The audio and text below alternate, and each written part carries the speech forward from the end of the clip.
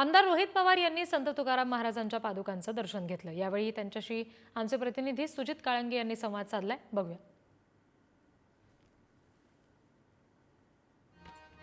आपण हे दृश्य बघतोय। आमदार रोहित पवार यांनी संत तुकाराम महाराजांच्या पादुकांचं दर्शन घेतलं। रामकृष्ण हरी मंडळी, सध्या आपण देहूमध्ये आहोत। जगद्गुरू संत तुकाराम महाराजांच्या पालखीचं दर्शन घेण्यासाठी आमदार रोहित पवार या ठिकाणी आलेले आहेत। दादा, काय सांगाल, कशा पद्धतीची भावना या प्रसंगी आहे? आज तुम्ही दर्शन घेतलंय, काय सांगाल?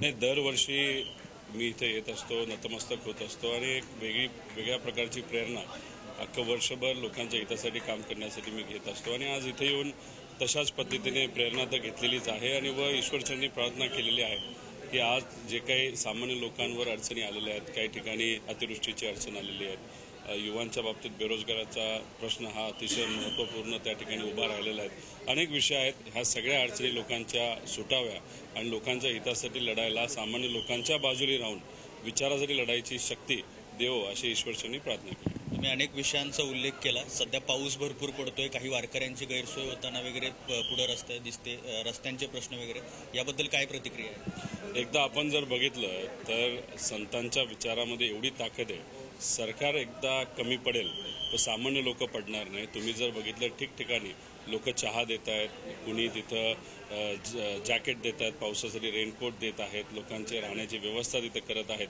त्यामुळे सरकार कितीही कमी पडलं तरी सामान्य लोक कमी पडणार नाही। या सर्व वारकऱ्यांना सेवा देण्यासाठी हे चित्र अनेक वर्षांपासून आपण बघितलेलं आहे। यंदा सुद्धा ते तुम्हा सर्वांना बघायला मिळेल। पण सरकारला विनंती एवढीच आहे की तुमच्याकडे एवढी ताकद आहे, आर्थिक शक्ती आहे, तुमच्याकडे ट्रेजरी आहे, त्यामुळे जिथं कुठं जमेल तिथं विसावा आणि राहण्याची व्यवस्था ही वारकरी संप्रदायाची आणि वारकरी जे आज पंढरपूरला जाण्यासाठी निघालेले आहेत त्यांच्या राहण्याची, जेवणाची आणि इतर जे काही मेडिकल फॅसिलिटीज असतात त्याची व्यवस्था करणं फार महत्त्वाचं आहे। कॅमेरामॅन सुरेश सावंतसह सुजित काळंगे, पुढारी न्यूज, देहू।